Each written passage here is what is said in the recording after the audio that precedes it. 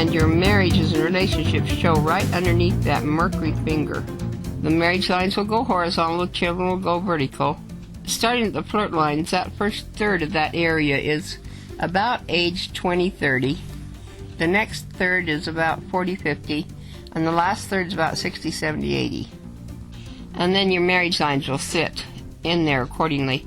Your children lines are little lines that come down from that ring around the base of the mercury finger.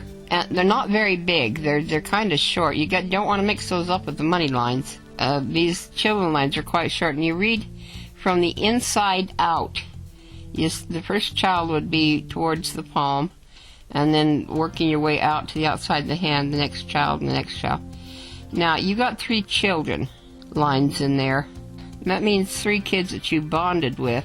You've only got 1 child, don't you? 5 years old. It doesn't necessarily mean you're getting along in years where I don't know if you'll be having more children. My sister had a baby about 43, but her husband was a doctor. And that's kind of getting past your childbearing ages there. But I show 3 children in your hand. Now, 2 of those could be stepchildren that you bonded with. So that's a possibility. Go back down there to where the flirt lines are. We're going to work our way up towards the ring around that mercury finger. First marriage down there should never have happened. It's not a very dark line at all. And the line is really light. Looks more like a relationship line. Then you got 1 relationship line. It's kind of long, but it sits right up against that second marriage. Yeah, I think that relationship line is just before your second marriage. I don't think that's the relationship that you had right after your marriage. Because that's at 30. Anyway, it sits really close to that marriage line, but that marriage line is a separate line. So then that second line, that second marriage line, it's very good. It's got a nice color to it. It's long and it's straight, indicating no problems and all. A really good marriage line. Now, I can't tell you exactly when you're going to be married. However, there is a little marking that sits on that fate line.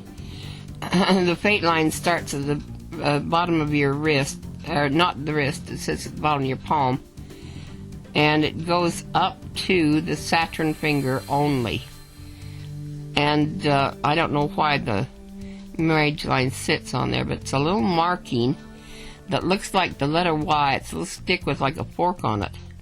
So then I looked in that fate line. Oh, and where that fate line crosses the headline, that's about age 40. Where it crosses the heart line, that's about 50.